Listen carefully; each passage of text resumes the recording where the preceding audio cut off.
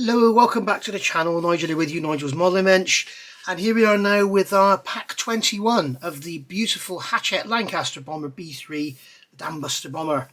And if you want to build one of these, if you want to join in, have a look at the QR code I've put up on the screen now. Go there and have a look at the website. You can find out how you can get yourself one and build along with me. I'm also doing another series of builds with this, so I'm actually building it first of all as Hachette intended, and then what I do is I go back and make a few changes with colours and things like that. So if you want to see that, that's called the Hachette Lancaster Bomber Revisited, and with that one I sort of combine builds. So without further ado, let's have a look at this as we normally do. We'll have a look at the what great little stories the magazine's got, which are normally very interesting, I must be honest. And they seem to have managed to find pictures that I've never even seen, so very good. Okay, so pack 21, usual thing then there, all the contact details. We've got our parts call outs there, and then we've got all our assembly instructions and how it's all going to go onto the engine. So what have we got here? ED588 George. Operational service between March 43 and August 44. George flew over 120 missions before being shot down in action. Oh, so many planes were lost, so many. Here's a list of all the targets attacked, and Germany and Italy. So we've got France, Germany and Italy. Blimey, look at that. So ED855, I don't know if she was a B1 or a B3. She's got needle props, that doesn't mean anything. She was a March 43, so probably a Mark 1. No, it was a Mark 3, sorry. Mark 3 Lancaster entered service in 43. So there we are.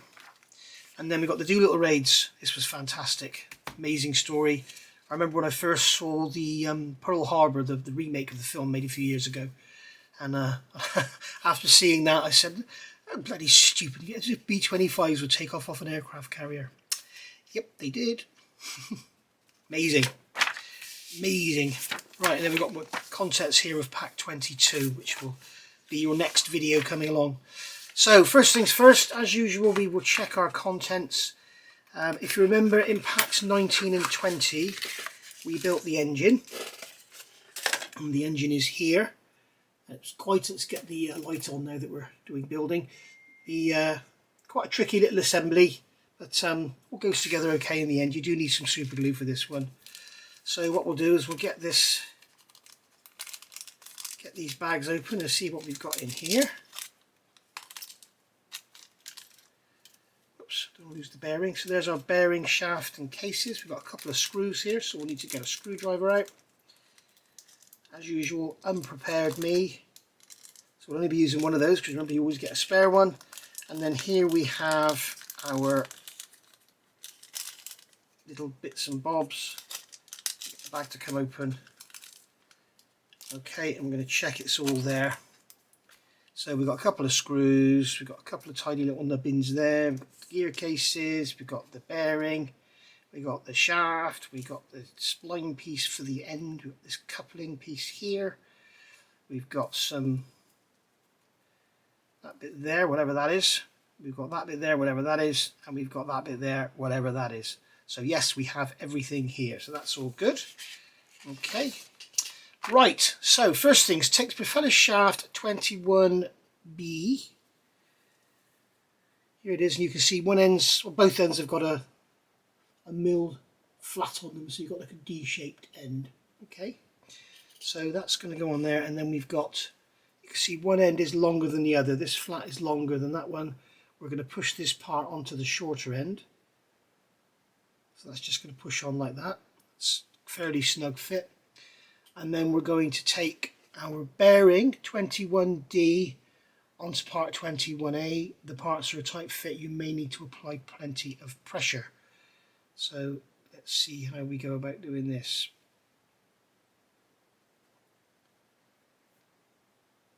Wow, that is tight. Now, but probably best thing to do here is get our tweezers, come up to the end. There we go. Just push through so you don't damage those splines. Let's get rid of that bag as well. Okay, so there's our bearing. So we're going to take the rear case. So this is the one with the pins on the back. So there's the front and the rear. This is the one with the larger hole, and it's got these 2 pins on the back, you can see there. So that's going to slide over and onto that bearing. And then this one here is going to go over the front and cover that bearing, just like so. Okay, and then this in turn is going to go into the engine on the front, and there's a couple of pins and a hole, and then we're going to insert that screw into there. So I'm going to grab my screwdriver, pick up a screw. This is all plastic, so there's no thread cutting to do here, or no tapping, should I say.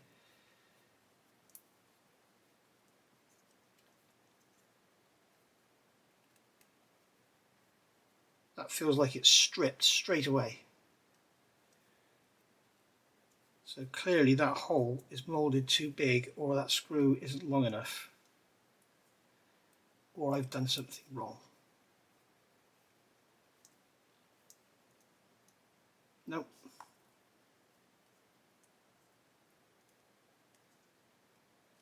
So that screw is not holding at all. It doesn't even reach where it's supposed to go by the look of it. It looks like it's way too short. So let's have a look at our spare screws and see what I can come up with. Okay, so what they're doing, they're giving you an FP screw which only sticks out of the back of this piece here. Only sticks out by about 1 millimeter. It's just not enough to grip. So went through my box, and in here there's an AP screw. This is back from the previous builds, so use that one. And it's a larger screw, and it goes in and it bites beautifully and it holds it all together. They're telling you not to use any glue. However, you can see that at the top there is a gap. See the top of this casing here, there is a gap. You might want to glue that closed, but as I say, I'm not going to have these engines on display anyway, so I'm not worried about that. Okay, so that's gone together.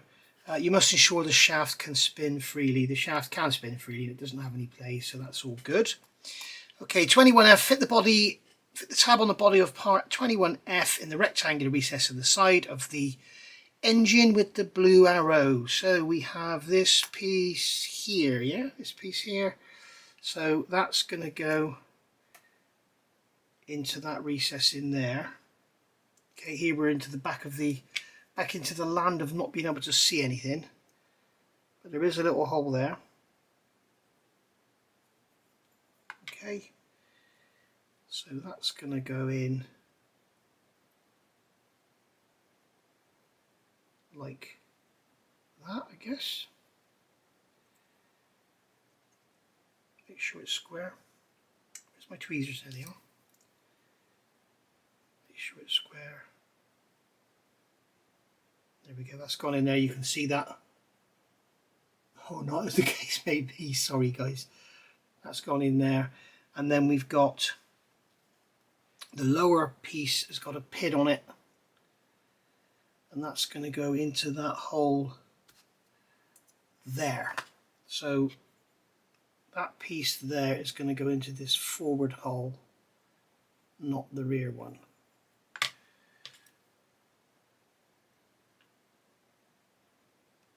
Just like so. That's gone in there, and then these forward end, the lower one, is going into that hole. Blimey, I can hardly see this. It's going into that hole there, or onto that bit. It's a pin, it's not even a hole. I do need to get my eyes sorted, don't I? Okay. I don't quite know how that's supposed to go onto that pin, because, oh, that's the upper one, that's the lower one.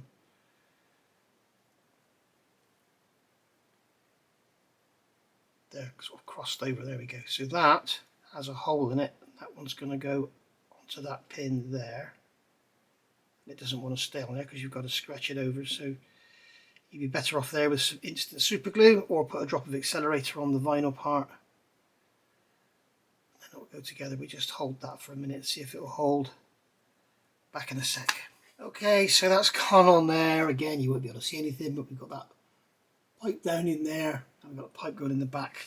there, just as you can see in the instructions here. So that's that step done. And then here we have this piece which is going to glue over that screw, and then what's going on here? This pipe, oh dear, dear, dear.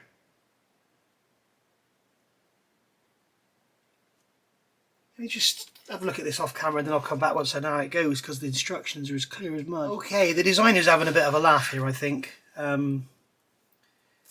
This is clearly not good. This piece here, you can see this piece of vinyl, what's that under there? Oh, that's my lid. This piece of vinyl here, is showing you with this, comes up and then it goes 90, and then it goes 90, and then it goes 90, is that. Okay, so, and then they're showing it here as coming up and around the casing and up the side and round the back, and then into the front of this cylinder head, and there's nowhere for it to go on the front of that cylinder head. So what I'm going to do, because I'm not going to, as I've said, I'm not going to display these engines, I am going to just cut that off and forget all about it.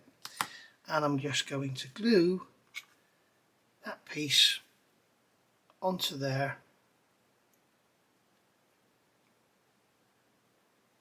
onto the front of that screw, just like so.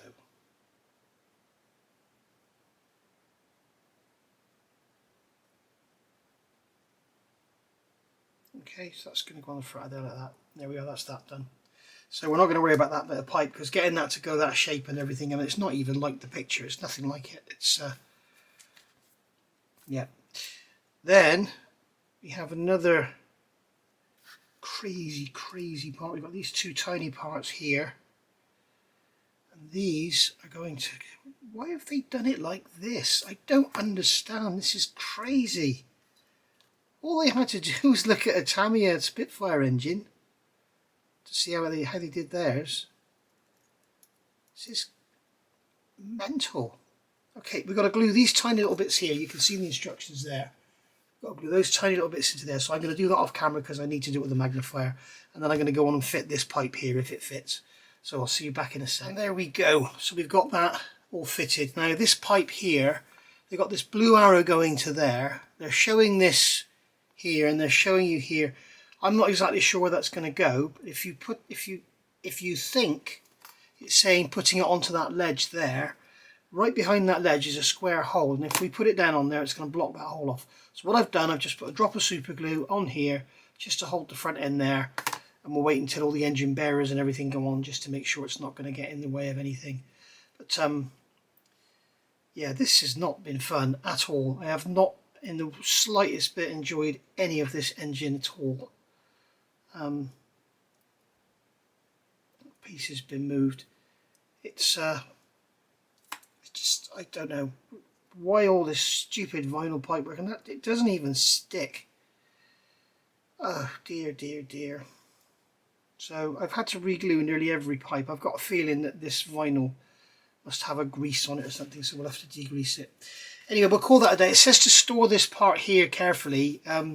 To me it's quite clear that it goes on there, but maybe it has to go through a hole or something. So, but what you do is when you try and pull it off, if you try and pull that off of there, it pulls the whole shaft out. So what we do is pull that off of there, and then we can put that back in, into the back of there, hold the splines on the front until you feel it engage, and then just push it back in. So there we go. Yeah, that pipe needs to be done again. So I'll see you back for part 22. What's coming in part 22? More of this bloody vinyl pipe where we've got our magnetos and everything. Superchargers going on the back. So yeah, no more screws. It's all going to be gluing again. But it's probably more just fiddly. Right, I'll see you for part 22. Bye for now.